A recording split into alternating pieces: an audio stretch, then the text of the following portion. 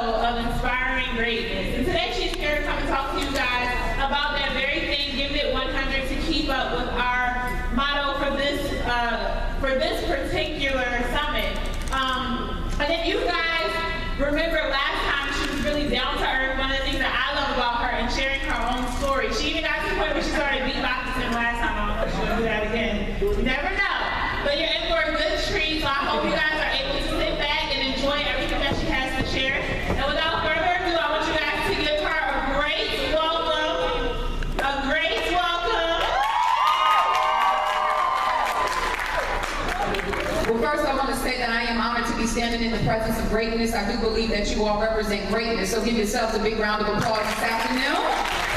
I kind of want to give you some information, but before I do, I know that there are many of you here that don't know me, so if you will, I don't believe in any speaker that should stand in front of a group of young people without saying what you are and who you are, because all of us have credibility, and the credibility is the thing that causes us to do what we do. I'm from Patterson, New Jersey. How many of y'all seen the movie Lean On Me? That was my school. Joe Clark was my principal, and that's where I attended. Many people know the story, but they don't understand that in order for us to get through life, pretty much, we went through a lot as students. I didn't grow up with my dad. As a matter of fact, I didn't even know his name until I turned 17 years old. I lived in a house with my mom, and she dropped out of the 7th grade to have me. She got pregnant with me at 13. She had me at 14. By 15, she had 2 babies. By 18, she had 3. And when I grew up, pretty much living in the house with my stepfather, who was addicted to crack cocaine, and he shot dope in his arms. He shot dope with needles in his arms. So my house was the trap house. My house was the house where everybody came to get high, and everybody came to steal stuff on Christmas so they can sell it. They sold food stamps, food, everything you name it, they did it. My stepfather was an addict, and because of his addiction, he did things to me that he should have never done. He started physically abusing me from the age of 3 all the way up until 13 years old. By the age of 13, I had ran away from home and became homeless as a result of the abuse because I couldn't take it anymore. I'm here this afternoon because I don't want to play with you because your time is very valuable. But what I want to say to you is simple. Some of you know exactly what I'm talking about. I don't know if you can identify with what I'm saying. I don't know if you've ever lived through it. I don't know if you know somebody that's going through it, but let me just say this. If you are sitting in this room right now and everything that you feel like you're going through as a young person, you have to understand that your pain is the thing sometimes that solidifies your purpose. Your pain eventually will give you power if you don't let it break you. And what happened to me as a young girl, 13 and 14 years old, I didn't realize how pain can become power. And you know, you hear people saying all this purpose stuff, and you hear them saying greatness. And sometimes when you're in the thick of it, let's just be real, you don't feel like you have any power, and you don't feel like you even know your purpose. I was the little girl wanting to die. I was the little girl wanting to commit suicide. I was the little girl going to school every single day with an angry attitude with people because I had anger. I was looking for love in all the wrong people. I was the little girl waiting for my dad to come rescue me like a knight in shining armor, and he never showed up. I was the little girl that wondered why my dad left my mom and left her to raise us because she was the one. Me personally, I blamed her for what her boyfriend did. I was the little girl angry at my mom because I felt like she loved my stepfather more than she loved her own daughter. I was the little girl that wished every single night that I didn't wake up the next morning because I didn't want to face what was going on. Are y'all all right so far? Yes. So 13, I was on the streets doing things I had absolutely no business doing. I came in contact with young men and I became very promiscuous.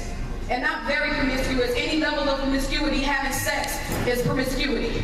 It is what it is. That's why if you're a young person in this room, I don't want you to buy into the false fallacy that you can't wait until you're married. Yes, you can. It's all about having self-control and self-restraint. I don't think we wake up in the morning saying we want to have sex. What happens is most of us are emotionally distraught. We are looking for love in all the wrong people. So we wind up in situations that we have no business in because we think when we give ourselves to people, what happens is that person is going to love you. Can I tell you something? If you're depressed and if you are stressed out, the last thing that you want to do if you're 13, 14, and 15 years old is be in a deep relationship with somebody. First of all, we have no business in a deep relationship at 13 and 14 years old. You can clap right there. So I remember 13, I started becoming sexually active at 13, and it's not because I wanted to have sex, it was because I wanted somebody to love me. And I'm giving you a little bit more, so if you heard me last time, you'll hear things this time that you didn't hear. At 14, I ended up getting pregnant. People told me all the time I was going to be just like my mom. They said, you're going to be just like your mother. They told me to my face, you're going to be dead or in jail or you're going to die of HIV. They told me AIDS. They told me to my face. But the problem was this, sir. Out of all the people that told me what I was not going to And out of all the people that told me what I was not going to become, not one of those individuals ever saw greatness or purpose or potential inside of me. See, what happens is sometimes people in your space, you have to be careful of who you let in your space. We're here today, and we're not here because, somebody forced us to be here. Everybody came here because they have something to give you. I don't want you to go back to school surrounding yourself with individuals who cannot identify your purpose and cannot appreciate your purpose. Because what happens is we surround ourselves with individuals who really don't know who we are. They get in our space, and sometimes you want them to be in your space. But those are the same ones, if you're not careful, you'll be looking for affirmation from them. You'll be looking for them to want you to be something else than other than who you are, like Keith said. And all of a sudden, you'll find yourself trapped, going through an identity crisis, like I was, 14, identity crisis and pregnant. I was the cool, popular girl. And not because I was doing all the right things, but because I was doing all the wrong things. I was really good at doing all the wrong things. I started smoking and drinking, and I became an alcoholic, functioning alcoholic. 13, 14, 15, drinking bottles of vodka, taking it to the head. And what people used to make me think was, when I used to see them drunk, they used to make me think that if they were drinking and if they got drunk, that they were, having a good time. Can I tell you something? If you got problems and you have issues, the last thing that you need to do is drink, because when you get sober, the same problem's gonna be there, and they're gonna be magnified and even worse. We gotta learn how to deal with our issues before our issues begin to deal with us, and I never knew how to do that. I started embracing negativity because I felt like that was something that I saw every day in my life, and I felt like that was something I was supposed to do. Let me help you out, young people. Here's the deal. Just because it's common doesn't mean it's right. Sometimes we see things so much, and we see people doing so many things, and we'll get caught up with this facade that everybody is doing it, and everybody is doing it, and all of this is going on, then maybe I'm supposed to be doing it too. And we become numb. We walk through life real numb. So when we see wrong choices, we go to the wrong choice, not because we really want to, but because everybody is doing it. It's common. And see, I thought that drinking was common. I thought that domestic violence was common. I thought that smoking weed was common. I thought that cursing out my mother was common. I thought that fighting with my son's father, fighting with every girl that was talking to my boyfriend was common, because I seen everybody doing that. I seen everybody in my neighborhood fighting, everybody drinking, everybody smoking, everybody with this angry exterior, having low self-esteem, issues, poverty. So I thought it was common, and I thought it was right. So when I say just because it's common doesn't mean it's right, you as a young person, keep it totally 100, and not the 100 that the basketball wives are telling us about, because they're bullies and they are really not reality. They're fake and phony, and you gotta understand that. But keeping it 100 is being able to identify that if it's wrong, and being able to walk away from something that's wrong and really appreciate the fact and respect the fact that if you're the only one that walks away from it, you did it. That wasn't me. I was the leader. I was the person that was leading everybody to do negative choices because everybody followed me. I was a little girl with the biggest self-esteem issue in the world. I hated myself. I hated the way I looked. I hated my hair. I hated my skin complexion. I hated everything about me because no one ever made me feel like this shell of the person that I was in was beautiful. Every person in my life had done something negative to me except for my grandparents. They were the only ones who really, really appreciated me and loved me for me, regardless of what I had or what I didn't have. 14, I'm pregnant. And all of a sudden, I end up in a hospital because I'm having a miscarriage. As a little girl, I didn't even understand what a miscarriage was. I just knew that they were telling me that I was pregnant no more. See, here's what happens.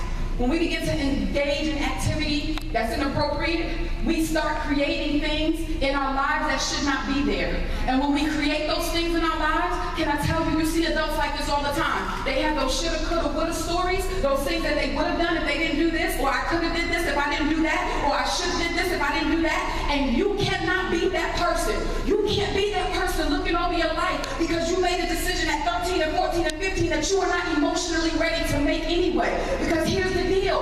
Most of us in the room, if rejection hits you, the first thing that you do is cry yourself to sleep. You don't want to eat. You don't want to talk to anybody. You don't want to be around anyone. You don't want anyone to say anything to you because the rejection hits you so hard. A person that you like didn't like you back. A person that you text didn't text you back. A person that added you on Facebook deleted you. Somebody put something on Twitter about you. And then all of a sudden you show up at school and they see you and everybody is janking, saying things about you. Rejection hurts. So at this level, you should put yourself in the line of fire to be in that doing that anyway. Here I am pregnant now, I have anger issues. Let me talk to you. Let's be honest. How many of you can absolutely be honest with me and tell me sometimes you do have situations going on in your life where you lose control? Let's just be honest. Where your anger has gotten the best of you and you said some things and you couldn't take it back. Where you've done some things to people and you couldn't take it back. Absolutely. Put your hands down. How many of you know sometimes my mother used to say this, your mouth is going to get you in trouble? That was me. I used to make up curse words. Because I didn't feel like the cuss words were strong enough. So I would make stuff up.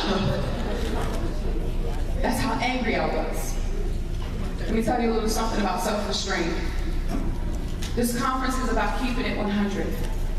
And the 100% that we're looking at is we're looking at positivity, 100% positivity. Not 100% when you see your friends and you approach them in school, I'm going to just keep it 100, you know what I'm saying? Because I just be keeping it real. No. Not that 100. Yeah, I heard you was talking to me. I'm going to keep 100. No, not that.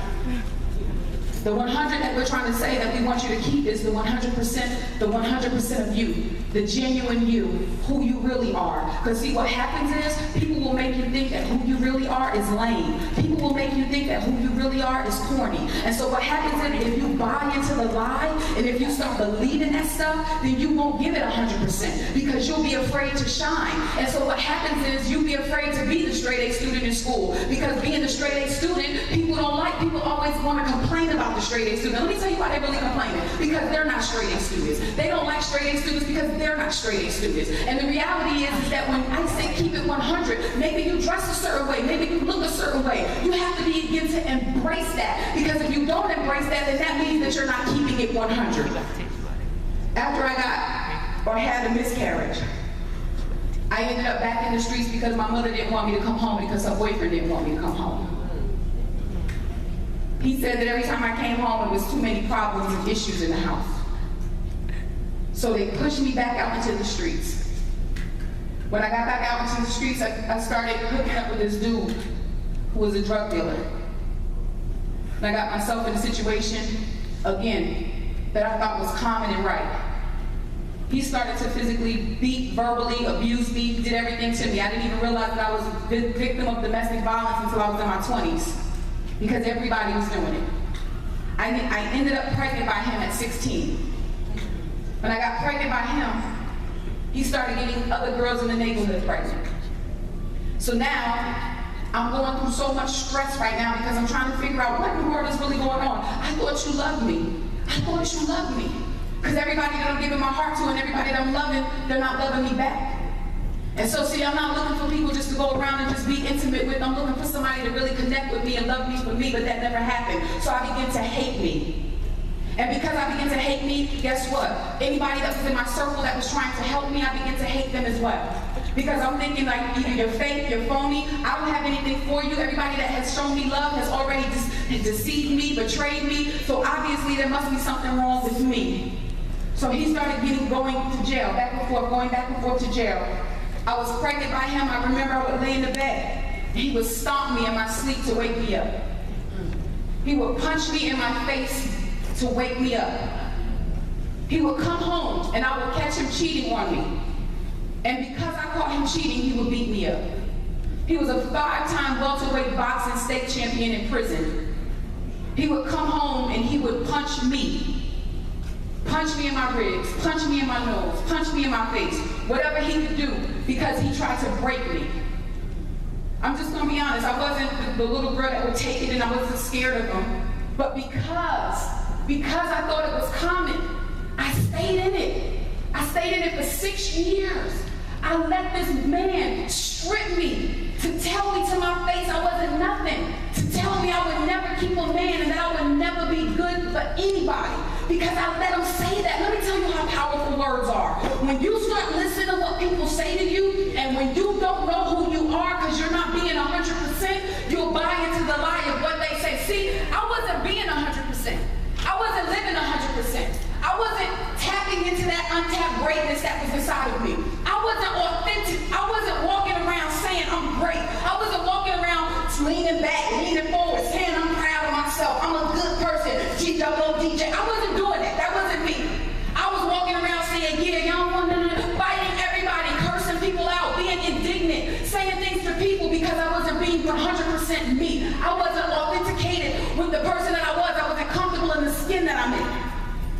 16, I ended up fighting almost every day of my life pregnant.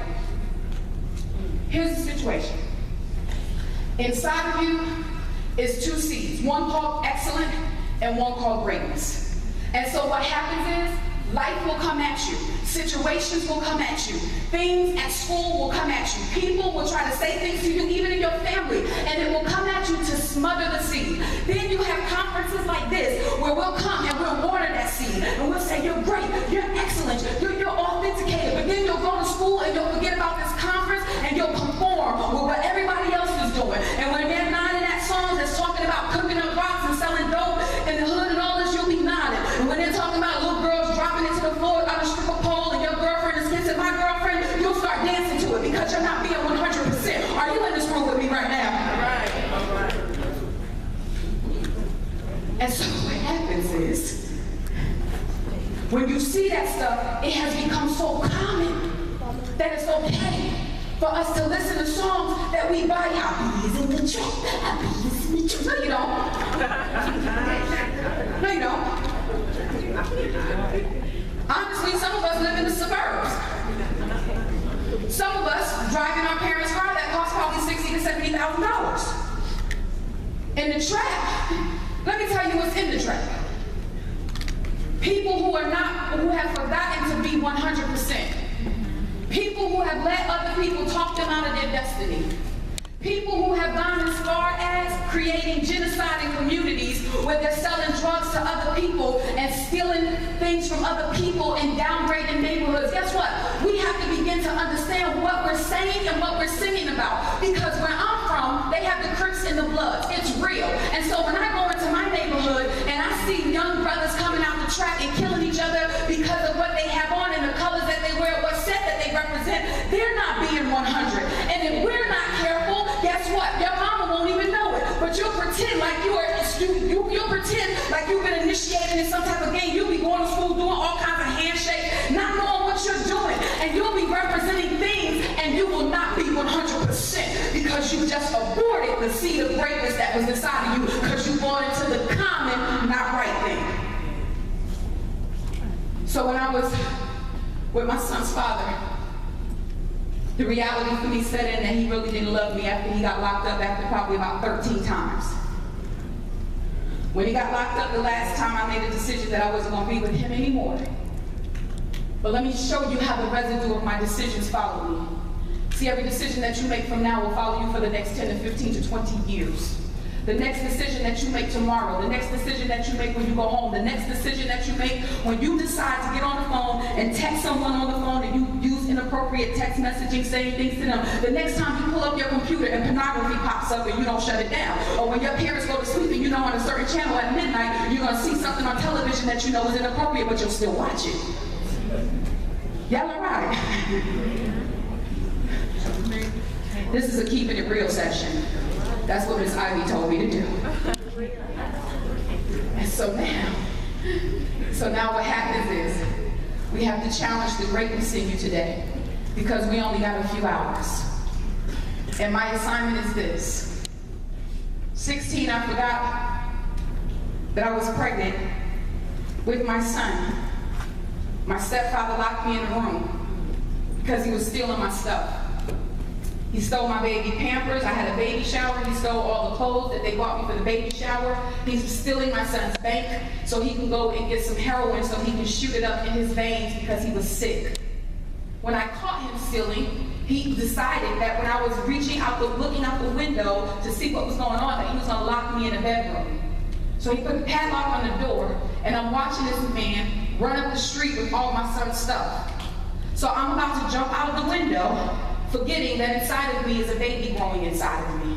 Every decision that you make starting from now will affect your next 10, 15 to 20 years. You cannot forget what you're carrying because inside of you, I just said, was a seed of excellence and a seed of greatness. And every decision you make will either cause it to grow or cause it to die. Sir, as I was climbing out of the window, I wasn't thinking about the seed that was growing inside of me. I wasn't thinking about this baby, and all I wanted to do was find him and get my baby stuff back, and I had up to here. Self-restraint is going to be a big thing when you go back to school. You don't have to prove anything to anybody. Let them mean mug you in the hallway. Let them say whatever they want to say. Let them talk about you. So what? They can say what. Let me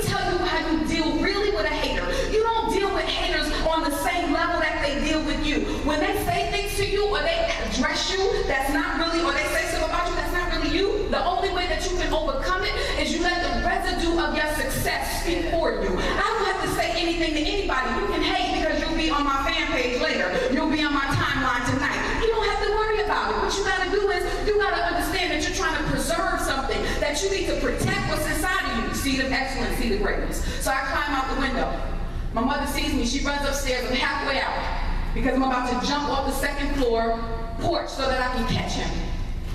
She comes upstairs. She lets me out the door. As I'm running out the house, I snatch a machete out of my room. I'm running down the street full speed. And I'm saying to myself the only thing that I'm saying. 13, 14 years of rage swelling up inside of me in one moment. Let me say this. I purposely didn't tell you this. I was a straight A student. When I was in school, I was in the gifted and talented class. I was accepted to Rosa Parks Performing Arts School for vocal and acting. I was selected out of every student in my school. I was the first person that was selected to do it. I wasn't by far an average person. In my school, I was well known for my academia, for my grades, for everything that I've done. I could have gone to Harvard, I could have went to Yale, I could have went to Princeton. I could have gone to any Ivy League school because I was that smart. However, something happened to me. Something happened to me when I turned 13 years old. I started realizing that I was in situations in my life that was not good for me. And I didn't know how to protect myself. I didn't know how to protect that seed of greatness. And so what I started doing was wilding out because I felt like nobody had my back. And what you have to understand, if you're going through things in life, you can't shut down and you can't think that nobody is there for you. You gotta find somebody to talk to. If you're walking around here with self-esteem issues and you keep putting makeup on it, if you know things are going on inside of you, then you need to make sure you address it, because if you don't, baby, it'll swell up and bust one day. I'm running down the street, I'm chasing this dude down the street, full speed ahead. I get to about the second block and I can't go anymore. All of a sudden, I feel as if my entire body just shut down from pain. My aunt comes over to me because she lived in the apartment building where I was running, and she saw me. She said, Evie, she called me by my nickname. She said, you're going in labor. I was just 7 months pregnant. She said, you're going to labor, baby. She said, you need to go to the emergency room. Well, for me, I couldn't, because I wanted to get him so bad. Let me say something to you. If you can't recognize, see, some of y'all in here, you have to be able to recognize your strength. Because if you don't, people will talk you out of stuff every single day. Like the person in school that'll be laughing and playing and not paying attention, and all of a sudden you're not strong enough because you don't know the seed of greatness and seed of excellence that lays inside of you. You'll let that person distract you. That person will become a distraction because all of a sudden they're laughing, everybody's having a good time, and you don't want to seem like the outcast. You don't want to seem like the one that's not included in the fun. So you'll allow somebody to come into your space and do things if you don't know who you are. Keep it at 100. So I started running. My aunt said, listen, baby, you need to go to the emergency room. You're having this baby. By the time I get to the emergency room, it was too late. My son had died inside of me. By the time I got there, they decided to do an emergency C-section. Now at this point, I'm 16 and a half years old. No baby shot. Nobody's coming up there with balloons saying it's a boy. Nobody's coming up there to hold my hand so I can breathe hard. The residue of my choices were following me. The residue of the fact that I didn't stay 100% to myself as a straight A student in school and do what it was that I needed to do because I had already dropped out of school 4 times. The problem was this, that I became so enraged with my situation and so crazy with my circumstance that I allowed it to affect my destiny and my purpose. And so what happens is, if we are not careful when you leave here today, see, when Monday comes and you are in an environment that's not like this, where y'all not jumping up and down and dancing to all of the songs, what are you going to do when distractions come? Because they're not going to come looking like you don't like them. Like, they're not going to come like, boom. People always say distractions. You should see a distraction a mile away. No, sometimes the distractions going to come looking like stuff that you want to do. You have to have self-control and self-restraint and know for sure beyond the shadow of a doubt. Nope, can't go there. Nope, can't do that. Nuh-uh, she crazy. Nope, I know what he wants, right? So the baby is inside of me dead. They cut me from the top to the bottom. 35 staples. They had to dislodge him because he was stuck. When they pull him out of me, he's a little thing. You can fit him in your hand. They brought him back to life. When they brought him back to life, they incubated him. He died again. They brought him back to life. I was so messed up that I didn't even know what was going on. Let me tell you something. Unresolved issues will make you miss important things in your life. And then what will happen is, you'll walk around like, I don't care. And you really should care. You'll say stuff like this, man, so what? I ain't filling out that application. I don't want to go to no conference in lame. Distractions will make you miss opportunity. Unresolved issues will make you miss opportunity. It will cause you to forget what's inside of you every time, I promise you. So they bring my baby back to life. He ends up being incubated for 3 months. Y'all doing all right so far? Yes, I'm almost done. yes. I'm almost done. 3 months, he's incubated.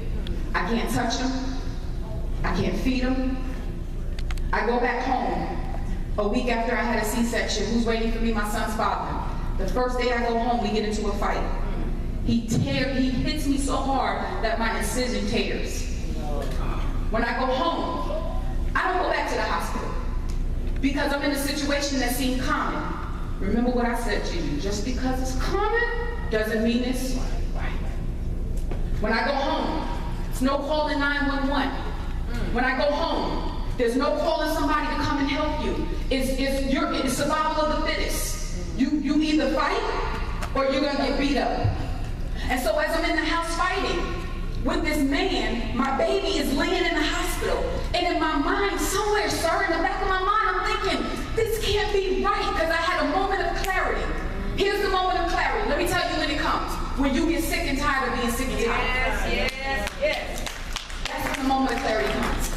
When you sit in school and you've had enough and you can't take it anymore, and you hear what people are saying about you and you know it's not true, and when you had enough when you're home, maybe you and your parents are not in the best situation where you don't communicate with each other, maybe every time y'all talk to each other it's on 10. Y'all never have conversations. You might be sitting here today saying, Miss E, I hear everything you're saying to me, but I'm that person that feel like nobody don't understand what I'm going through. I don't feel loved. I don't feel respected. My parents don't respect me. My siblings don't respect me. My teacher doesn't like me. You don't even know what I'm dealing with in school. I'm trying my absolute best, and my best still is not good enough. You can't lose focus of what's in you, because what's inside of you is going through this thing called process. But when the process is done, I promise you, purpose and power is going to be born if you're going to put the seed called greatness and excellence.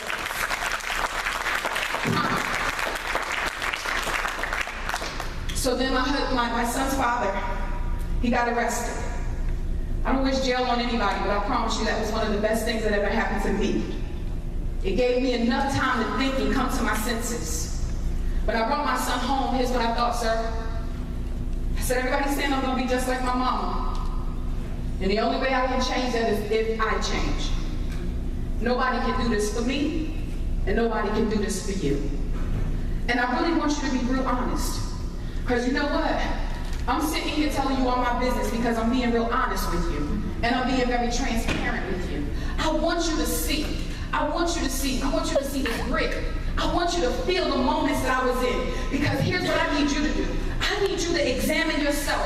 And I need you to be honest with yourself. And if you know that you're not picture perfect and you've been doing some things that has caused you not to be 100, then you need to make decisions to change that. You can't go back being the same person you was yesterday. You cannot leave this conference walking out of here thinking that you are absolutely going to go back to the same stuff, doing the same thing, hanging with the same people, talking to the same people, talking about the same stuff, going absolutely nowhere. If anything is in your life and it doesn't enhance the quality of your life, you got to cut it off. That's like wearing a pair of shoes that's too small. What happens when you put on a pair of shoes that's too small? Corns, baby. Bunions, blisters. Feet just hurt. Anyway, so I get home, and my son comes home after 3 months. And I decided to do something that nobody in my family had ever done. I decided to go to college. I became the first person in my family to graduate from high school. I became the first person in my family to graduate from college. My mother dropped out the 7th grade. She could barely read or write. I remember coming home one day with this bright idea that I was going to college, and she said this to me. She and some of my other family members, they said, oh, you want to go to college, really? You need a job. And I said, well, I don't just want a job, I want a career. That's why I want to go to college. And so what happens was people in my neighborhood, they start labeling me. When I was coming home from school, because I love school, I love learning.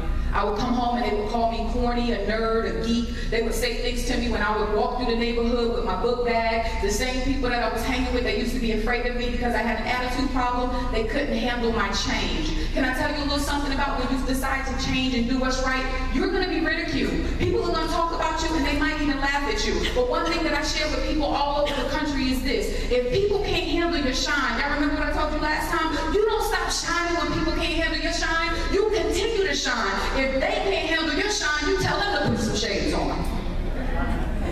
Because at the end of the day, you got to keep it 100. When I went back to school, sir, they always said this to me, you're going to still go back to him when you come out of jail. Talking about my son's father. I never went back. Simple as that. Change happens like this. When you walk away from it, you don't look back. I didn't look back. 16 years standing here. I'm going to be 40 years old. I look good, don't I? My oldest son is 21 years old. I look really good. My oldest son will be 21. But I'm standing here right now, and it's been almost 17 years. I've not smoked a cigarette, I've not smoked weed, I have not drank, and I've not used profanity in almost 17 years. 17 years of living a life called change. Hold on, I got one better for you. Living a life called keeping it 100. Being the 100% you that you're supposed to be.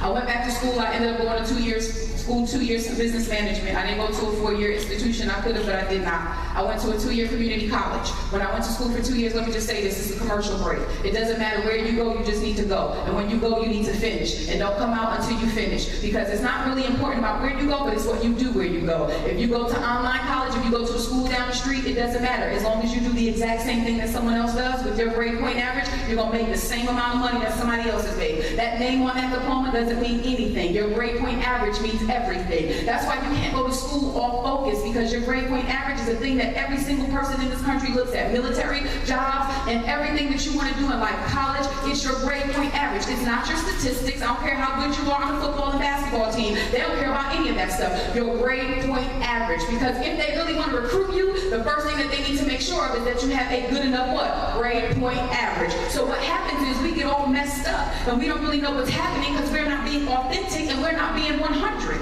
So 2 years I went to school. I ended up working for the New York Times newspaper for 11 years.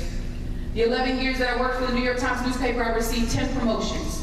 I retired before I turned 30 to write 5 books. I've traveled this country and spoken in every state in the United States of America. I have a TV show in New Jersey that airs 6 times a week. I speak in front of millionaires and I work with millionaires and I do a whole bunch of stuff, but that's not the important part. The important part is this, that I'm supposed to be a statistic. That people said that I was not going to make it, I'm supposed to be dead or in jail. But when I showed up this afternoon, I showed up to show you what keeping it 100 really looks like. And I showed you what not keeping it 100 looks like as well. So you have a decision to make and you have to make choices. And whatever you do, pretty please put a cherry on top. Don't buy the hype that people glorify this stuff or what they wear and what they drive and all of that. You can have a great career and you can become an entrepreneur and own whatever it is that you want to own. I'm the first person in my family to own a house. I'm the first person in my family to get married and stay married. So much for my son's father telling me that I wouldn't be anywhere with anybody. Because when I waited 7 years, my husband gave me 7 carrots. So here's what you need to understand. It ain't come from Walmart, no. I'm not saying that to be braggadocious, but what I'm saying is you minimize the excellence and greatness in you when you're not authentic. So what happens is we buy into the hype. And I get it. Because I was the cool girl. I get it. I didn't look like this. I had Timbs on every day. Every day. Somebody wants to fight every day. We jumping out the car, going to the projects every day to fight. Every day. Every day we're trying to make it and survive every single day. Every day. Wait. Every 15th of the month, we're running out of food. Every 15th of the month, we're eating off the floor, eating off the ground. My brothers drinking out of toilets because we didn't have a luxury of what children have nowadays, every day. But when I tapped into that greatness, when I tapped into just a little bit of it, just a little bit, I heard the young man say, he was rapping today, he said, you can't forget about your dreams. I didn't even know I had dreams. I didn't even know I was an author. I didn't even know I could write books. I didn't know any of this stuff. But what happens is when you become true to yourself, dreams start coming alive and you start seeing things in a different perspective. When you travel a country and you see signs that say stop bullying, I own that. That's mine. When you see people walking around with t-shirts on that say inspiration and inspire on that, I own that too. When you go to Walmart, you see those little shirts. In Walmart, those are my shirts. Why am I telling you this? When you become 100%, and you don't fall for the fact that you have to do what everybody else is doing because it looks common and it looks like the right thing to do, and you just be genuine to who you are, regardless if you feel uncomfortable. Because let me tell you a little something about growth. Every time you grow, you're going to be uncomfortable. Let me tell you, you come into a room, let's just be honest. How many of you have ever walked into a room before and you felt real uncomfortable walking into that room, right? How many of you have ever been around a whole bunch of people and you felt like you just didn't fit in, right? How many of you ever felt awkward? You know, somebody called you up to do something like, woo.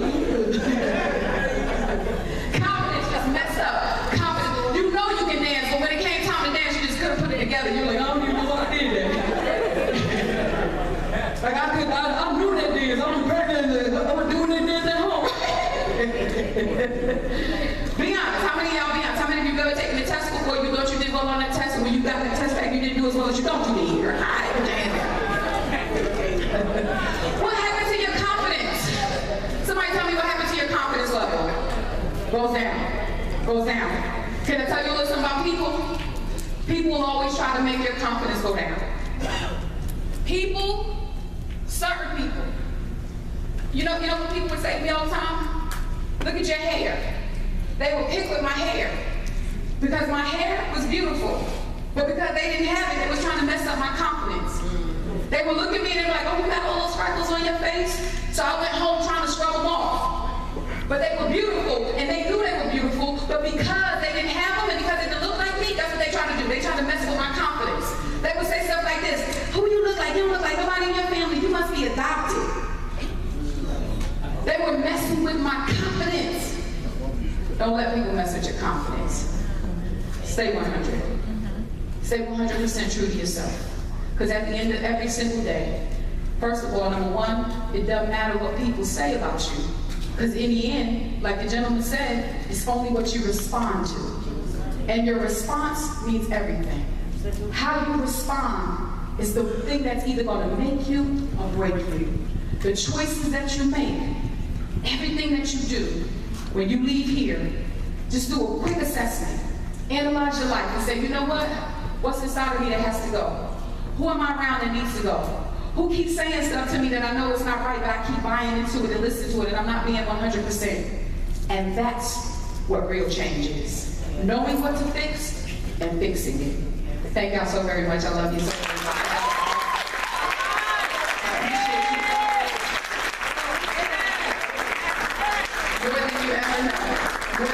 We have a few more minutes. I do want to take some questions.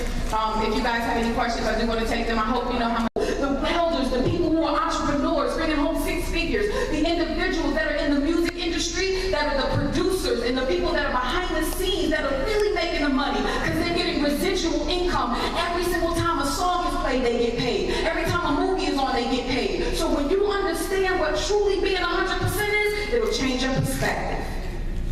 Change mine. I love y'all. Love you. Y'all gotta go. Yeah, we're gonna come back and do the beat. Somebody wanted me to do the beatbox. Do we have time?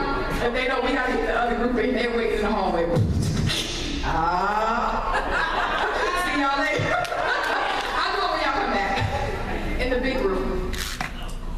Okay, so what's gonna happen right now is there's some snacks outside for you guys. Just grab the snacks and then go into the second breakout. Does that make sense? All right. You see stuff in your neighborhood, wherever you live, you have got to be so clear about the difference between right and wrong. You cannot become so numb to what's going on in society that you are not able to see what's right and what's wrong. See, when I was growing up, what happened was everything that was common, that was in my neighborhood, because it was common, I thought it was right. Here's what you can't do. Just because it's common, you better know if it's right or wrong. Just because it's common doesn't mean it's right. Did you hear what I just said? And so what happens is, we have to make sure that when we see stuff, we don't become numb to it. Like when you hear music on the radio and things, they start saying stuff about being in the trap, about cooking rocks up and putting cokes on this and doing this, and you know what I'm saying? Then you hear them talking about girls stripping on the stripper pole and my girlfriend kissing her girlfriend and blah, blah, blah, and all this stuff, and you're so numb to it that you don't even really know that what they're saying is inappropriate, and you start singing it, and then when you see it, it don't register that people are selling drugs in our community and killing each other, and they have caused genocide to happen. That somebody's baby has suffered as a result of their mama smoking crack because she was pregnant smoking crack. Well, who sold them the crack? If you bees in the trap, then you sold the crack. In the crack. So anyway, I was a little girl in the trap. And I was a little girl that was out of my mind because I saw common stuff and I thought it was right. No one ever told me it was wrong because, see, this is how they present things to you. They make you feel like it's so on point that it's going to better and enhance your life. In reality, every time I drank, when I sobered up, the problems were still. See, you have to learn at this age, 12, 13, 14, 15, 16, 17, you have to learn 11, 10, however old you are, you got to learn how to deal with issues right now. Because, I get it. I know that teenagers have a different type of stress. In this generation, your stress sometimes is mental torment. Some of you in this room, if you can get up here and tell your story, you will probably blow my mind if you can tell me some of the stuff that you've seen and some of the stuff that you've been through. But I believe in my heart of hearts that some of you in this room that have been through some crazy stuff, mentally and emotionally, you know how to make sure that you get that stuff out of you and not let that stuff control your mind. You gotta know how to start letting go of stuff really, really young. You gotta learn how to have thick skin, unfortunately, because people are mean and people are wicked. But you should know this, that inside of you is a seed called excellence and greatness. And if you let somebody kill that seed that's inside of you, you will walk around not being 100 and not keeping it 100. Because keeping it 100 has absolutely nothing to do with you being honest and all this. Keeping it 100 is you being born, and that purpose that's inside of you, it has to come to fruition. But the only way that it's not is if you walk around and you don't shine because someone else can't handle your shine. They know, I say this all the time. See, if people can't handle your shine, if they can't handle you being a straight A student in school because they got a problem with nerds, if they can't handle the fact that you like science and math, if they can't handle the fact that you speak grammatically correct and that you're walking around with your pants up and you're walking around doing the appropriate thing, like waiting for women to make sure that you hold the door open for them, or if you're a young lady and you're not sexually active because you're preserving yourself, if people can't handle that type of shine, that's not your problem, that's their problem. Tell them to put some shades on. That's keeping it 100. 14, I ended up having a miscarriage. Y'all all right? 14, I had a miscarriage, and I ended up in the hospital. And when I came home, the only thing I wanted to do was go back to the block. I didn't care about anything physically that happened to me except for the fact that I needed to have some ibuprofen because I was in pain, and I needed to go back to the block. When I got back to the block 2 years later, I ran into a young man who became my son's father. He was a drug dealer, very popular drug dealer.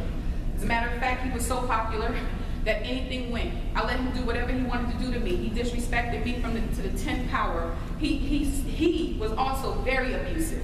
And I didn't even realize that I was in a domestic violence situation until I was well in my 20s. You know why? Because in my neighborhood, I saw girls getting slapped. In my neighborhood, I saw things happening in my neighborhood. And for me to see that, I thought that that was okay. Remember what I just said to you, just because it's common doesn't mean it's what? Right. And because I saw that every single day, it became right in my mind. And I became very numb to the difference between right and wrong. And so what happens is you as a young man and a young woman, you have to be able to identify it, clearly identify if something is going on, if it's wrong.